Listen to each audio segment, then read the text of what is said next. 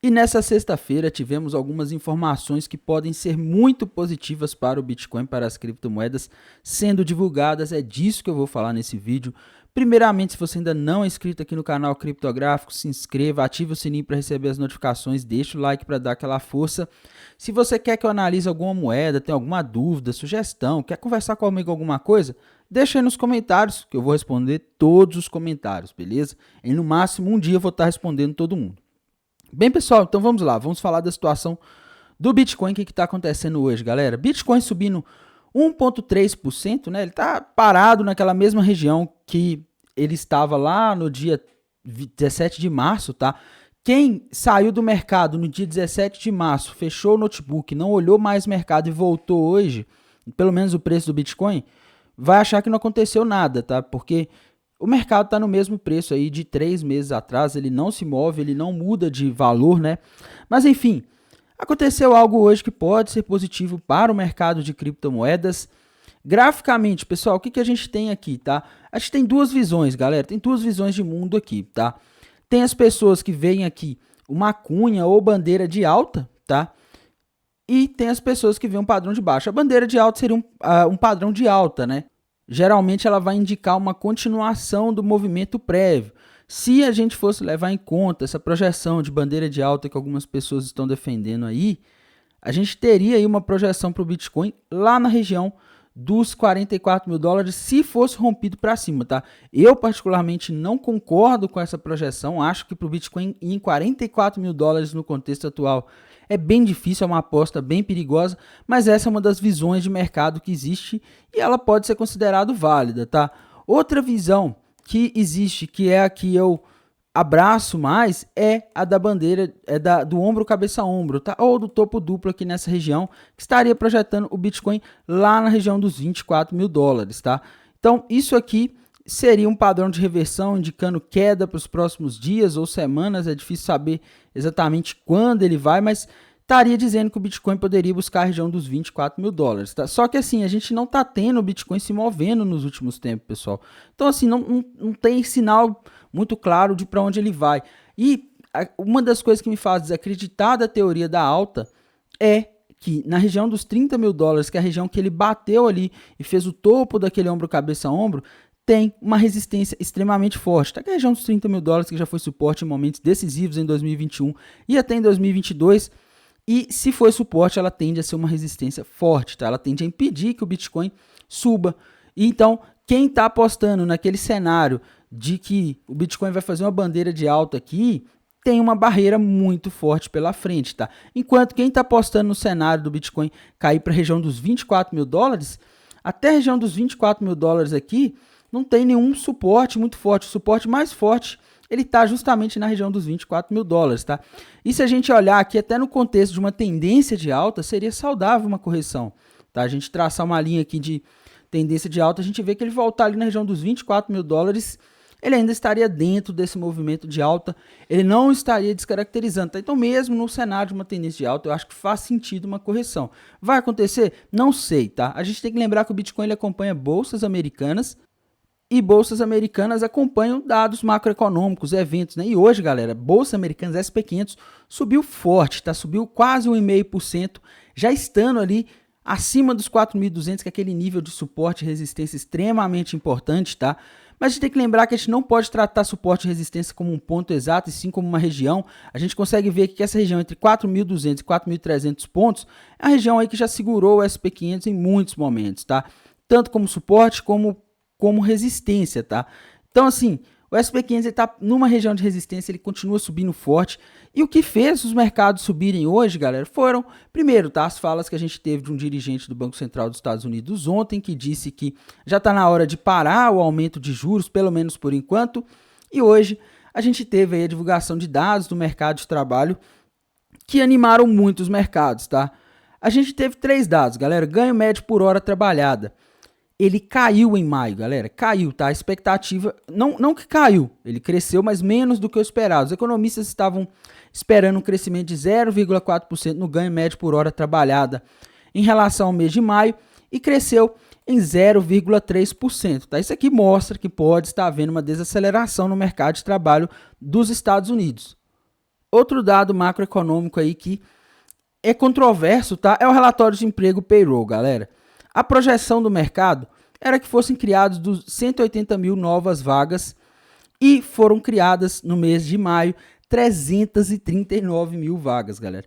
É isso mesmo, tá? Quase que o dobro do que era projetado. Muito acima e acima também do número anterior que foi revisado, tá? Então, nesse mês de maio foram criadas 339 mil vagas contra 294 mil vagas no mês anterior. Para vocês terem uma ideia, a gente vê aqui que em relação ao mês anterior, abril, o dado foi revisado 294, vamos dizer assim, uma aceleração, tá? Só que tem uma coisa curiosa, galera, e veio um dado que deixou o mercado meio que se perguntando o que estava acontecendo, que é esse aqui, taxa de desemprego, galera. A taxa de desemprego nos Estados Unidos estava em 3,4% e pulou para 3,7%, tá? Então a gente teve um aumento no desemprego no mês de maio em relação ao mês de abril. Isso, galera, pode ter uma explicação, tá? A gente vê dois dados contraditórios aqui. Primeiro, o payroll mostrando aqui que foram criados aí mais empregos, quase o dobro do que era esperado. Porém, a taxa de desemprego ela aumentou. Isso indica que está tendo uma rotação muito grande no mercado de trabalho americano, tá? Se a taxa de desemprego aumentou com esse tanto de vagas sendo criadas, é porque também teve muitas pessoas sendo demitidas nesse período, tá? Isso aí já é um sinal meio estranho, assim, tá tendo uma rotatividade muito alta, né? E o ganho médio por hora trabalhada, ele também caiu, não caiu, mas ele veio menor do que o esperado, o crescimento, tá? Então a gente está vendo aqui sinais que já podem estar indicando que o mercado de trabalho americano está começando a perder força, tá? Um outro dado que chamou a atenção do mercado e deixou muitos investidores felizes foi esse dado aqui de média de horas semanais trabalhadas lá nos Estados Unidos, tá? A projeção era que fosse 34,4 e caiu para 34,3. Está um pouco abaixo do esperado. Só que olhando o gráfico aqui, galera, a gente consegue ver que está tendo uma desaceleração aí desde fevereiro, tá? Desde fevereiro que a média de horas trabalhadas por semana nos Estados Unidos está caindo. E não sei se vocês já viram, pessoal, numa empresa, quando eles estão começando a pensar a demitir uma pessoa, eles começam a colocar as pessoas para trabalhar menos, né? Vocês já viram aí as empresas que dão férias coletivas, enfim. Eles colocam as pessoas para trabalhar menos ali, não faz hora extra mais, seu chefe fala, não precisa fazer hora extra mais não, tá? Isso aí é quando eles estão começando a não precisar mais das pessoas. Então isso aqui é sintomático, pode estar mostrando que o mercado de trabalho americano está perdendo força. Tá, não, mas o que isso tem a ver com o mercado de criptomoedas? Por que o mercado de criptomoedas poderia se beneficiar de um dado como esse? E aí vem uma outra variável que explica o porquê que os mercados estão caindo ali desde o início de 2022. Tá? Se você olhar aqui, bolsas americanas ali desde o início até o final de 2022 perderam valor, criptomoedas a mesma coisa. Isso tudo tem uma explicação, galera. Essa queda nos mercados, ela foi causada principalmente pela subida nas taxas de juros nos Estados Unidos. Vou colocar aqui o gráfico dos últimos 2 anos para vocês terem uma ideia, tá? As taxas de juros dos Estados Unidos até o mês de fevereiro de 2022, elas estavam ali na casa do 0,25 e elas foram subindo e agora elas estão em 5,25, tá? Essa subida nas taxas de juros, essa subida no caso, tende a tirar dinheiro de ativos de risco como criptomoedas, ações, por isso que esses ativos se desvalorizam. As pessoas começam a buscar ativos mais seguros, como títulos do governo americano, porque agora eles estão pagando mais, você ganha mais dinheiro, não mais dinheiro, mas você ganha dinheiro agora com menos risco, tá? Então, isso aqui fez a gente ter essa queda e isso aqui subiu, as taxas de juros subiram, aumentaram ao longo de 2022 e 2023, porque o Banco Central dos Estados Unidos, ele quer combater esse dado aqui, tá?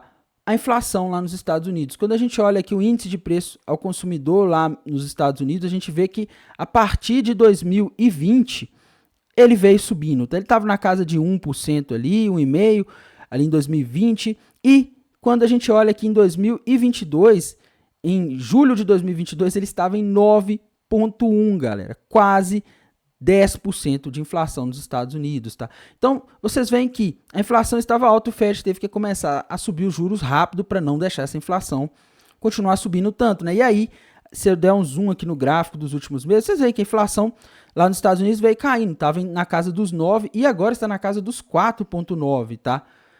Então isso aqui é muito bom, assim, em termos de mercado, só que é isso que fez o Fed subir os juros. O Fed sobe os juros para combater a inflação. Quando ele sobe os juros, a atividade econômica ela começa a desacelerar.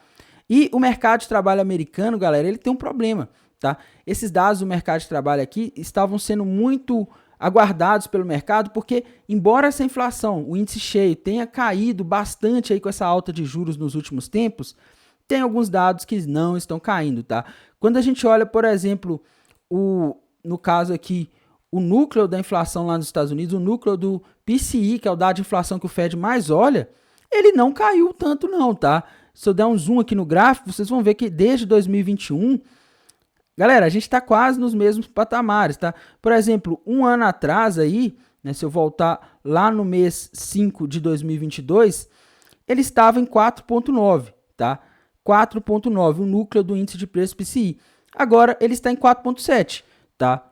Isso aqui mostra que, embora a inflação cheia, o índice cheio esteja caindo rápido, tem uma parte dessa inflação que não está caindo, que é a parte mais difícil de combater. E o núcleo do índice de preços PCI, galera, ele traz algumas informações que os outros índices não trazem, tá? Aqui está mostrando a parte mais difícil de combater, incluindo a inflação de serviços, tá? E essa inflação de serviços, ela não é uma inflação causada porque o preço do petróleo subiu, porque o preço das coisas subiram. Ela é causada porque as pessoas estão reajustando os preços, porque está muito mais difícil de você encontrar uma pessoa para trabalhar. Os empregadores acabam pagando mais, se eles pagam mais, isso tende a gerar uma inflação, a mão de obra vai ficando mais cara. E como a taxa de desemprego, nesses patamares, que embora hoje tenha subido para 3,7, ainda é muito baixo, você tem uma escassez de mão de obra, tá? Se você tem uma escassez de mão de obra, meus amigos, o preço dos serviços vai subir. Se a mão de obra fica mais cara, o preço de tudo acaba subindo. Então, esse tipo de inflação aqui é a inflação mais difícil de combater e é isso que está fazendo o Fed subir os juros. E esses dados do mercado de trabalho hoje, mostrando que o mercado de trabalho está começando a perder força, animam o mercado, tá? Porque o próprio Jerome Powell, presidente do Banco Central dos Estados Unidos, já disse que para eles começarem a cortar os juros agora, eles vão precisar urgentemente que o mercado de trabalho se desaqueça, tá? Porque o nível de desemprego atual é muito baixo nos Estados Unidos, galera. Para os Estados Unidos, menos de 5% de desemprego já é considerado aí pleno emprego, pelo menos nos livros de economia na época da universidade eu lia isso, tá? Então, a gente tem essa situação que é o que o Fed está tentando combater e hoje a gente teve dados aí mostrando que o mercado de trabalho americano pode estar começando a perder força, tá? Com esses dados, galera, para a reunião seguinte, a precificação ela foi reforçada de que no próximo dia 14 de junho, que é quando os dirigentes do Fed eles vão dar uma nova taxa de juros, a taxa de juros não deve subir nos Estados Unidos, tá? Aqui no gráfico da CME, eles já estão precificando aí 70% das taxas de juros, 70% de chance de as taxas de juros não serem alteradas na reunião do dia 14. E eu penso que isso só poderia mudar, o mercado só poderia começar a contar com a possibilidade de uma nova alta nas taxas de juros no próximo dia 14, se no dia 13 de maio, que é o dia que a gente vai ter divulgação ali de mais um dado de inflação, o famoso CPI, vier uma inflação acima do que é projetado pelo mercado, tá? Se não acontecer isso, galera, não tem motivo para no dia 14 o Fed ir lá e dar mais 0,25 de aumento, porque até então, com esses dados macroeconômicos ruins que a gente estava tendo, o mercado começou a precificar uns dias atrás que talvez o Fed ia dar 0,25 de alta na próxima reunião de junho, tá? Mas isso já saiu de contexto e, pasmem, pessoal, agora o mercado está achando que o Fed vai dar 0,25% de aumento na reunião de julho, tá? De dia 26 de julho de 2023, a gente vai ter outra reunião do Fed. O mercado está achando, o mercado está entendendo com as falas de um dos dirigentes ontem e com esses dados de hoje, que talvez o Fed vai parar para olhar, ele vai aguardar mais dados macroeconômicos. Afinal, essa semana aí a gente teve alguns dados mostrando o mercado de trabalho perdendo força, mas a gente já acostumou, quem acompanha o canal aqui já deve ter visto que eu compartilho esses dados com frequência. E é o que a gente sempre fala, pessoal, a gente tem que aguardar mais dados, a gente não pode olhar só um dado. No ano passado, por exemplo, se eu não me engano, em agosto, veio um dado de inflação lá nos Estados Unidos abaixo do esperado, né? Eu acho que se eu voltar aqui eu até consigo ver, tá? Agosto de 2022, a gente teve a inflação lá não foi agosto, foi em julho, né? Em julho de 2022 a gente teve inflação abaixo do esperado. O mercado projetava 8,7, ela veio em 8,5, tá? Isso aí animou os mercados começaram a achar que, vamos dizer assim, estava resolvido o problema da inflação, mas o Jerome Powell, presidente do Banco Central americano, foi lá e falou, olha, vamos aguardar mais dados, tá? Nós não vamos tomar decisão com base somente em um dado. E aí, o que aconteceu? Agosto, setembro, vieram 2 dados acima do esperado de inflação, tá? Então, isso aqui, na minha visão, mostra que a gente não pode se empolgar porque o dado veio hoje. O que o Fed está fazendo aqui, o que o mercado está dando para o Fed é um tempo para ele avaliar mais dados. E se a gente continuar tendo dados mostrando um mercado de trabalho muito apertado, pode ser que em julho a coisa seja como o mercado está esperando, né? O mercado está projetando aqui 51% de probabilidade de um aumento de 0,25 no mês de julho, tá? Então, galera, para as próximas semanas, tá? Eu não vejo nenhum dado macroeconômico importante na semana que vem. Assim, tem 2, né? Na segunda-feira a gente vai começar a semana com PMI do setor de serviços e PMI e ISM de não manufaturados, relativos ao mês de maio, tá? E na quinta-feira a gente tem pedidos iniciais de seguro-desemprego. Só isso na semana que vem. A gente não tem tantos dados macroeconômicos relevantes. Por isso que eu acho que esse dado de hoje, que a gente teve aí mostrando o mercado de trabalho perdendo força, era o dado mais importante. Esse dado aqui é o dado do juízo final. Eu acho que essa projeção do mercado aqui, de que o Fed vai subir os juros, vai deixar os juros parados, só vai mudar se a gente tiver um índice de inflação acima do esperado no dia 13. Aí o mercado pode precificar um aumento de 0,25, o Fed pode dar um aumento de 0,25 no dia 14, e aí a gente pode ter uma correção. Tá tirando isso, galera, os empecilhos que estavam na frente do mercado aparentemente saíram, tá? Eu ainda tenho um pé atrás com o mercado. Eu acho que o mercado já subiu muito nesse ano de 2023.